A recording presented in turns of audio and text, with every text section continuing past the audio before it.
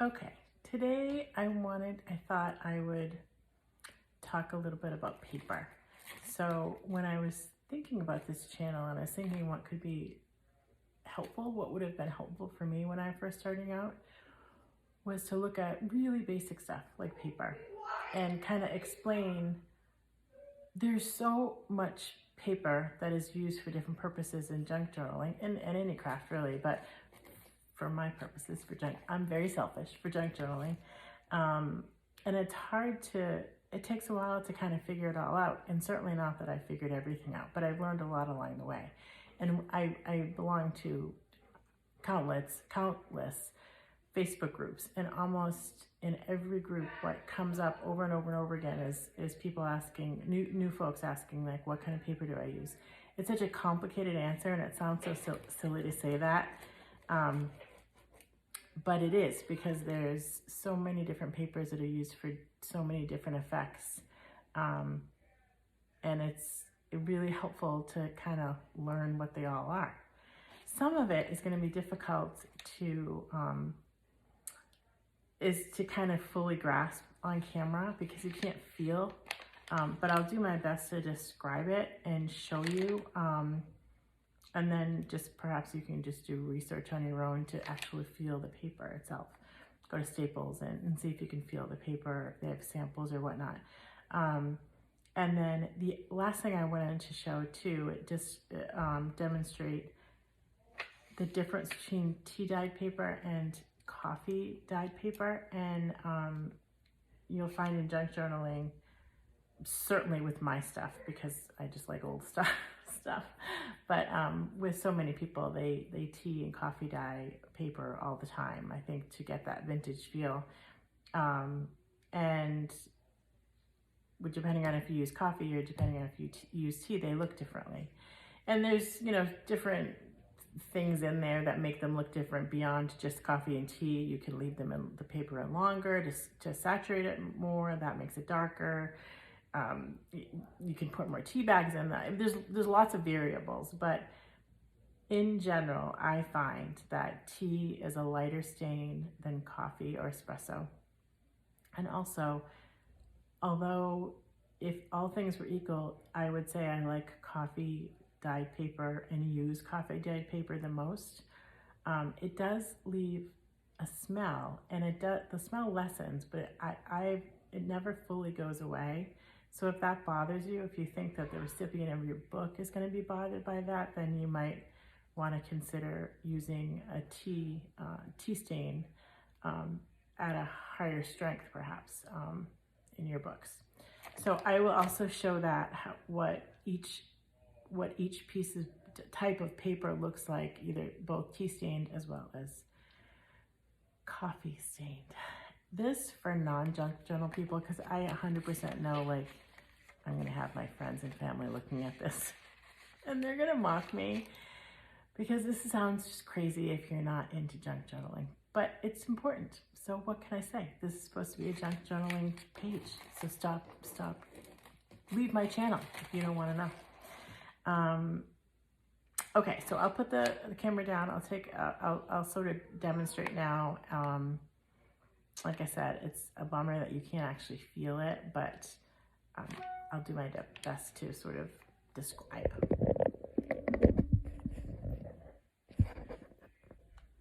Okay, so I will start with what I find is sort of basic paper for basic pages, and then I'll move into what I would call more specialty paper.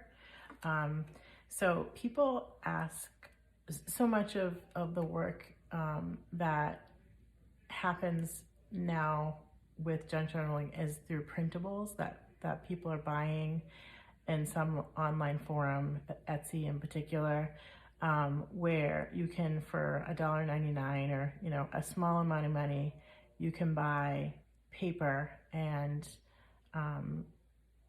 ephemera and images that you can download instead of purchasing scrap paper at a traditional craft supply store. So it's helpful, handy. I certainly do it all the time, because you can, at Target, you can buy exactly what you need for this specific theme that you're going for versus having to buy, individual pieces of paper or large pads of paper at like a Michael's, as an example. So it's very handy. The trade-off is that you're having to print everything, and of course, printing can get costly. So what I do, I know multiple people do the same thing. I use HP Instant Ink. It's a service, if you're not familiar, where you purchase an ink subscription through HP, and so I get, based on my plan that I selected, I can print 300 pages a month for $9.99. If I run out of ink, they can tell electronically, and they will send the ink before I need it. So it's basically $9.99 a month without any other cost. So that, for me, that saves hundreds of dollars, because you can print maybe 3 junk journal kits from Etsy, as an example, and go through a whole cartridge of ink. And that's what, I think my ink cartridges were like $120 or so. So it saves a ton of time. I know, although I don't, I know a lot of people use eco tanks. I think it's Epson eco tanks that also allow you to print a significant amount of pages for less money per cartridge. So anyway, that's my suggestion for printing if you are in fact going to print a lot of printables from online. When you do, you have to figure out what you're going to print on. So I will start with like what I would call standard paper, standard pages. And in my mind, there's a couple options, and they're all different pounds. These all, by the way, I'm talking about US pounds. I know the pounds are not used in England, as an example, but this is what I know. So this is what I'm speaking of. Copy paper, generally, or printed paper, is usually 20 pound, and that's pretty thin. So this is printer paper. It is the least costly, so that's good. It doesn't have any weight to it, so depending on what you want, that might not work. I find, so here's three examples of printer paper. This is a plain paper. This is a printed copy paper with a printed from a printable from Etsy, so it prints fine. It's not like super vibrant, but it's good enough. It's kind of like got a dull sheen. And then this is both coffee and tea dyed. This side is coffee dyed. This side is tea dyed. So first of all, you'll notice that it gets very bumpy when you coffee and tea dye. That can be easily rectified by either ironing the page on a low setting, or just putting it under something really heavy, and it will flatten out. It's never like perfectly smooth like this, but it's much less wavy than this. I just dyed these, so I didn't have time to make them flat.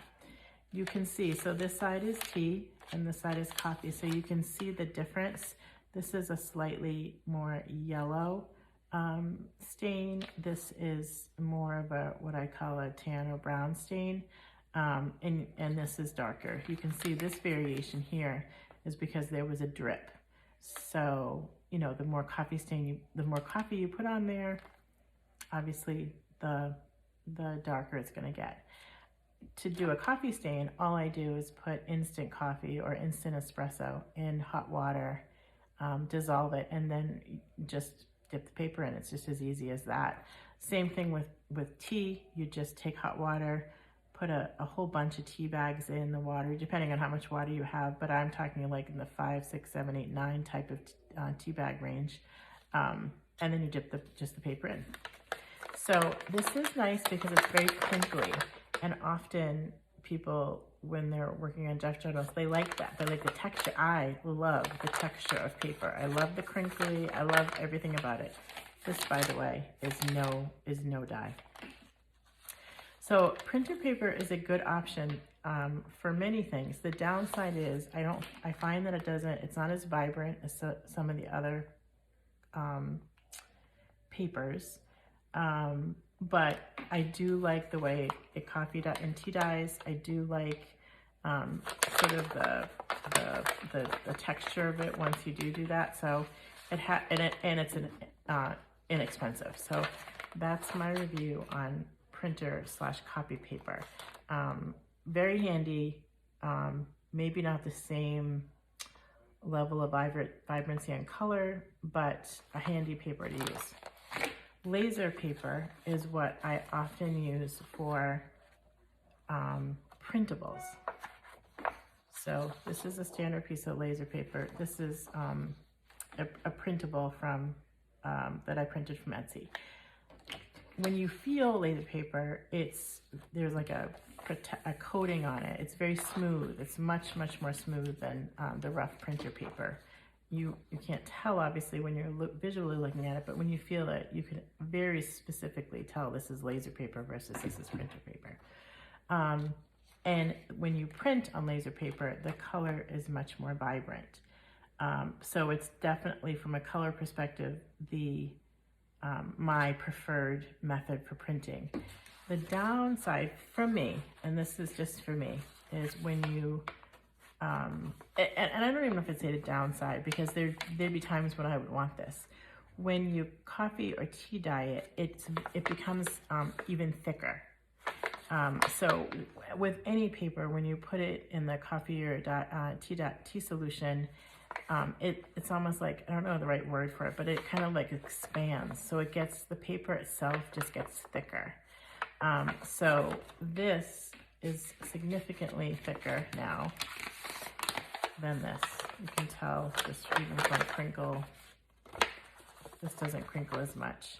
But you can also see, similar to how I just described that the printables are more vibrant on the laser paper, you can see that the tea and coffee dye is also more vibrant.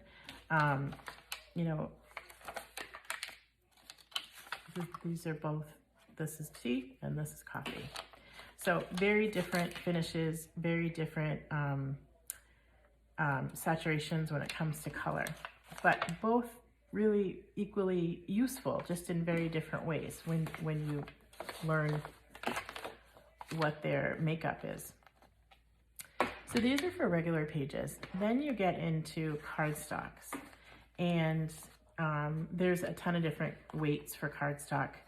I find for myself, I use generally speaking, two different weights. Cardstock is used often. I'll give a demonstration. These regular pages are either laser or printer paper, generally speaking.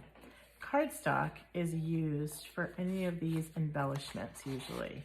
These are all cardstock. This is cardstock. This is all cardstock. Any tags or tucks or windows or anything like that, that's all you print on. Usually you print on cardstock. This is cardstock. So in my opinion, the heavier the better. The problem becomes that heavy paper can't always go through the printer.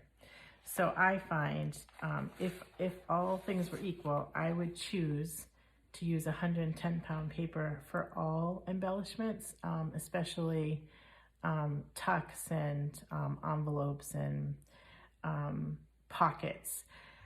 Unfortunately, 110-pound paper won't go through my printer. It does go through some printers that are back-fed.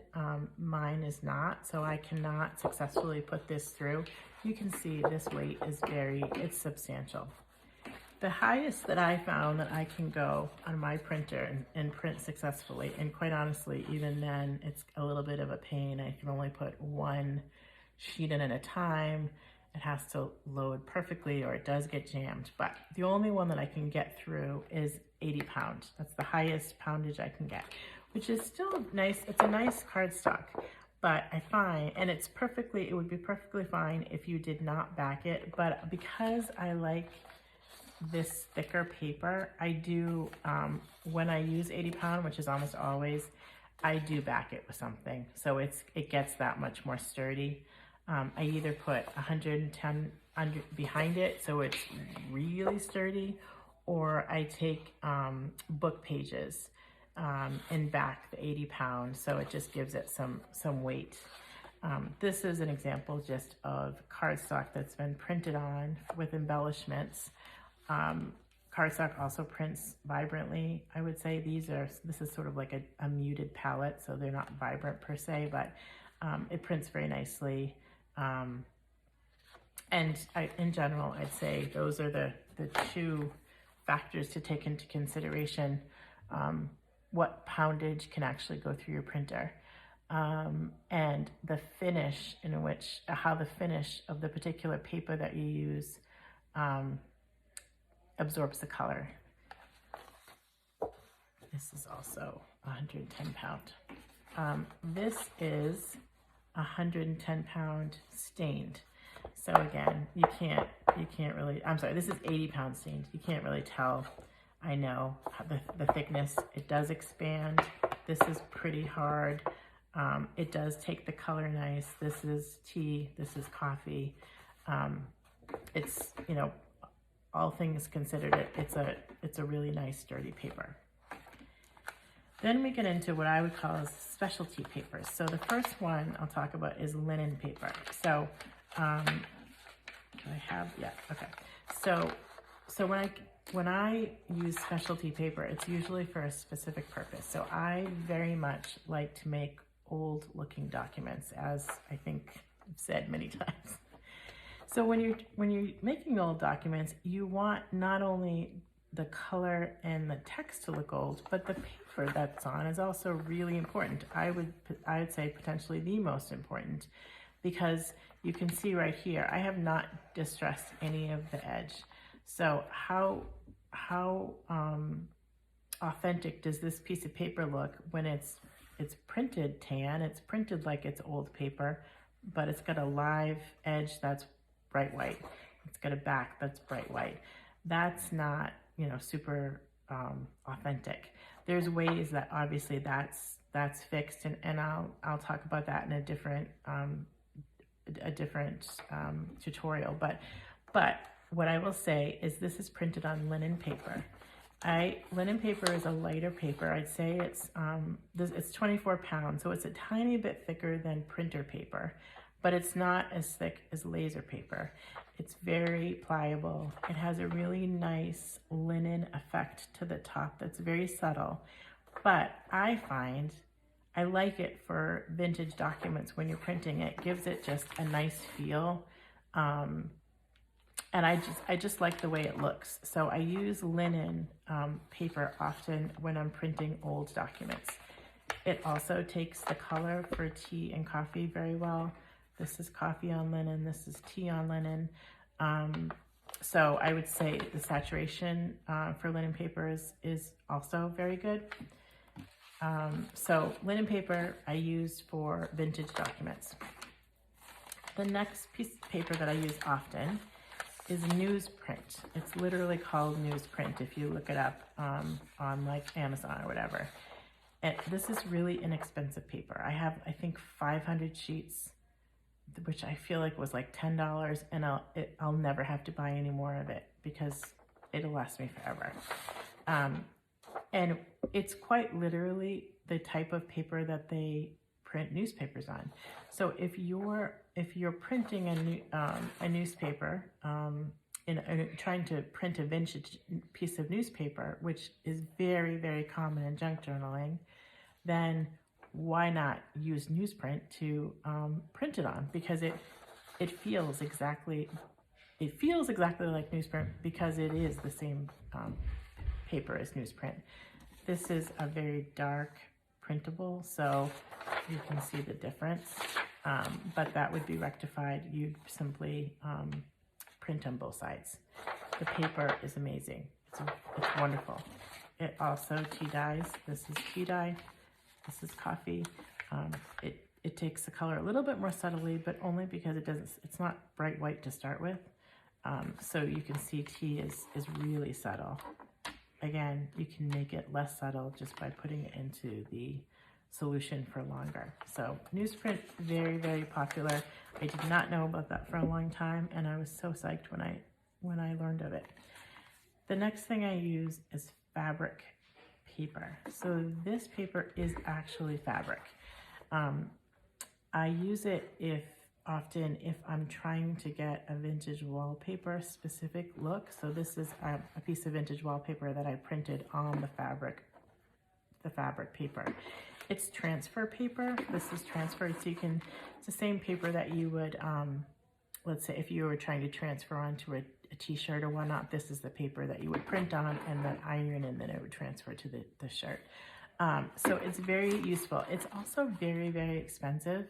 So I use it very sporadically. And for that reason, I did not tea dye it because, I mean, it's, I want to say, don't quote me exactly, but I want to say for like 20 sheets, it was, I don't know, $15 or something. It's expensive, but beautiful. If you're looking for a fabric look, for many things, but specifically for me, I seem to gravitate towards vintage wallpaper. This is a wonderful option. Kids craft paper is very much like newsprint.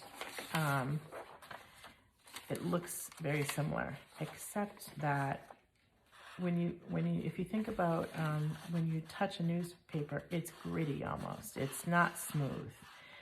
It's got some, what's the right word? All I can think about is gritty, really. And but it's thin, so you can kind of see through it. I don't know if you can on camera, but you can see the sticky note behind that. This is exactly like that, but it's smooth. Kids craft paper is really inexpensive.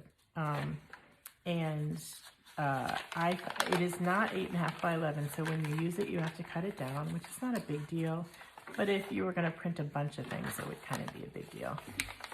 What I find is it's really useful for is this is an old receipt, a printed old receipt.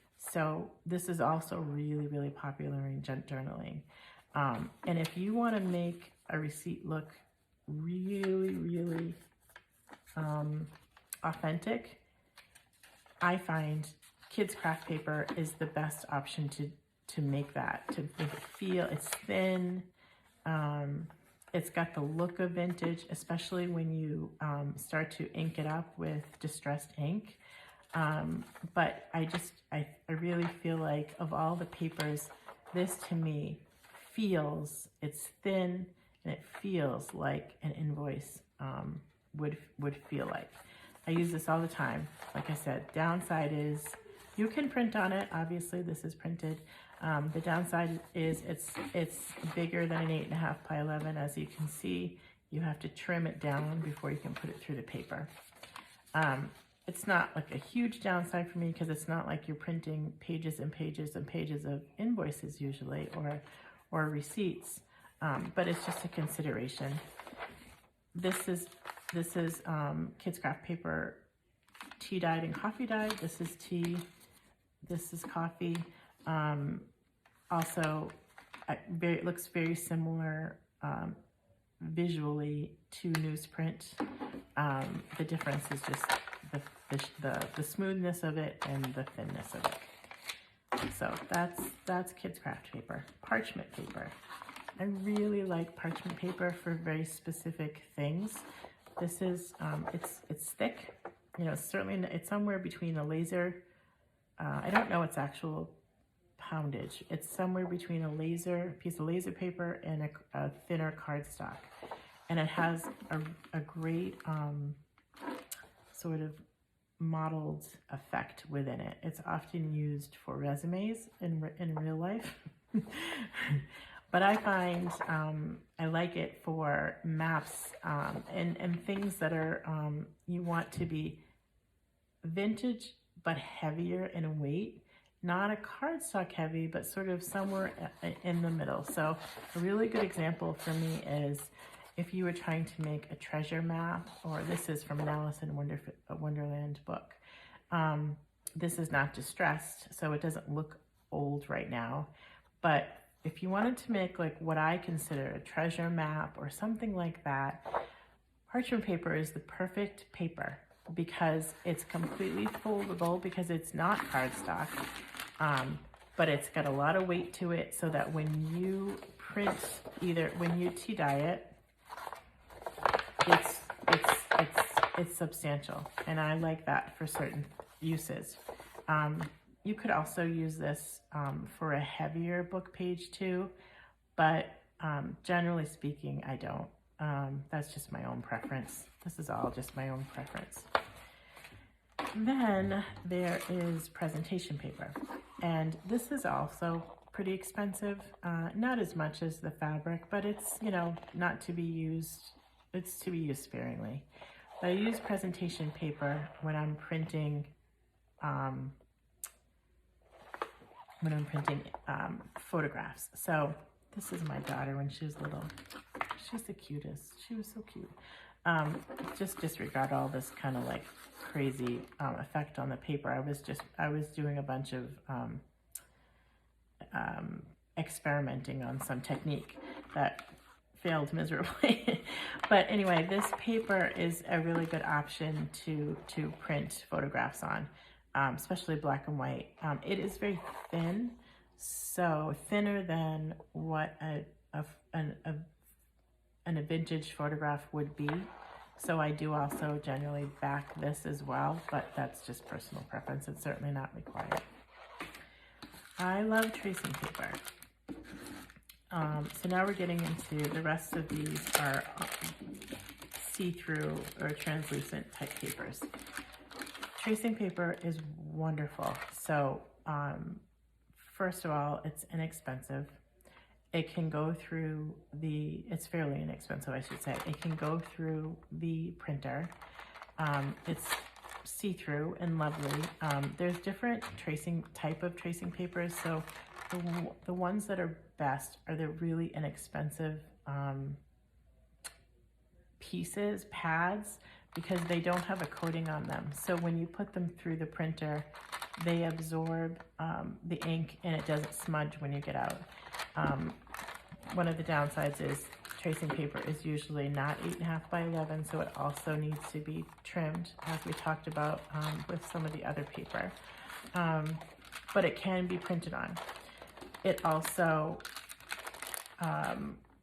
takes the color of coffee and tea very well.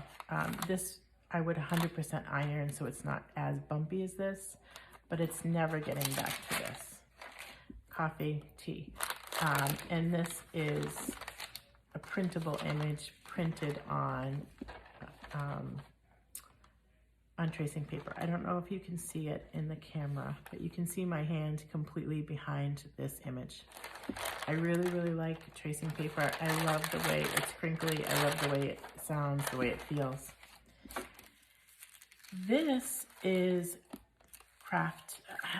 It's not wax paper, but it's similar to wax paper. It's actually, when you buy it on Amazon, and I'll link to it, it's actually the paper they use to wrap fast food or to put in baskets for fast food. It comes in very big sheets. I'm trying to see if I have a very big sheet. It comes in a sheet like this, big. And I like, it's thinner than tracing paper. So this does not, I've seen people that say that they can put it through their printers. It does not go through my printer.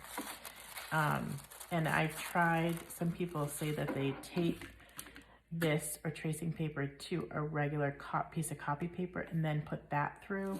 I've tried that and that still doesn't work. But again, I don't have a printer that loads from the back flat. I have a printer that loads on the bottom and then is folded prior to getting printed on. So that very likely is part of the reason.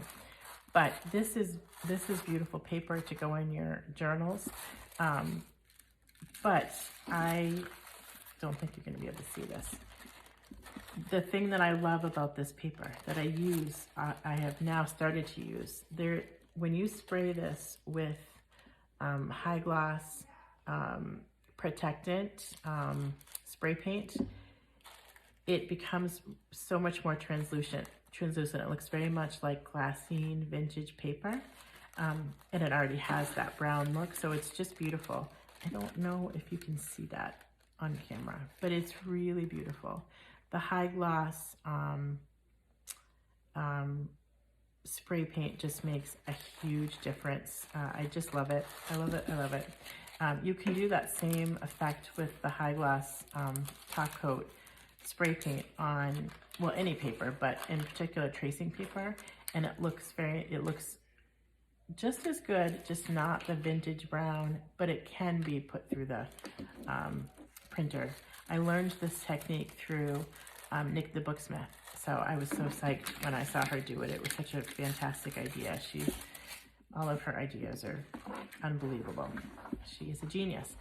The next paper that I use often is vellum, and this is a regular piece of vellum. Vellum is translucent. It's much thicker than tracing. It's more like translucent copy paper. That's the thickness we're talking about. So I very much like it. It's often used, let's say, in like wedding invitations. So if you ever felt that type of paper, this is vellum that has been printed on. So again, you can see my hand through it. It prints lovely on my printer. And then this is vellum that has been tea dyed, coffee dyed. This gets much smoother than this was just coffee and tea dyed. If I ironed this, or if I put this under a really heavy book or multiple books, it would get flatter. It never again gets this flat, but it would get much less crinkly than this. Again, these dark spots come about because of splatter. So I like that look, but certainly not everybody does. And certainly it wouldn't be appropriate for every usage. It's really needs to be done intentionally based on what you're trying to create. So that is basically my paper 101 on all the papers that I use. It is 100% not all the papers that exist in the world, certainly, but it's the top ones that I kind of go to on a regular basis.